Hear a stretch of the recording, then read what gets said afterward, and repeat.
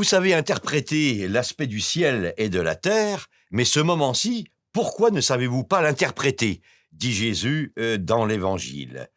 Jésus nous fait réfléchir sur ce que le Second Concile du Vatican appelle les signes des temps. Quels sont les signes des temps à notre époque? Pour répondre à cette question, il est nécessaire de conjuguer plusieurs ingrédients. D'abord, développer en nous et dans l'Église la liberté des enfants de Dieu. Liberté des enfants de Dieu que nous avons reçue au baptême et à la confirmation. Donc la liberté de penser, la liberté de réfléchir, laquelle n'est plus du tout évidente aujourd'hui. La liberté aussi de se soustraire au prêt-à-penser, au politiquement correct que veut nous inoculer de force le pouvoir politico-médiatique.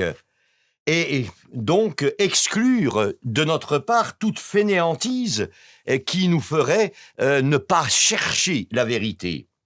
Et puis, ensuite, développer en nous et dans l'Église le critère d'évaluation du monde contemporain, à savoir la foi, enseignée par l'Évangile et le magistère. Et enfin, retrouver, comme disait le cardinal Ratzinger à un journaliste italien, Vittorio Messori, dans les années 80, retrouver la capacité de nous opposer à certaines tendances du monde contemporain.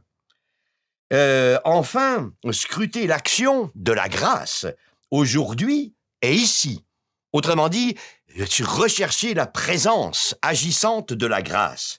Oui, que l'Esprit Saint nous éclaire et éclaire l'Église pour découvrir les signes des temps et parvenir à la plénitude de la vérité, comme dit l'Évangile selon saint Jean.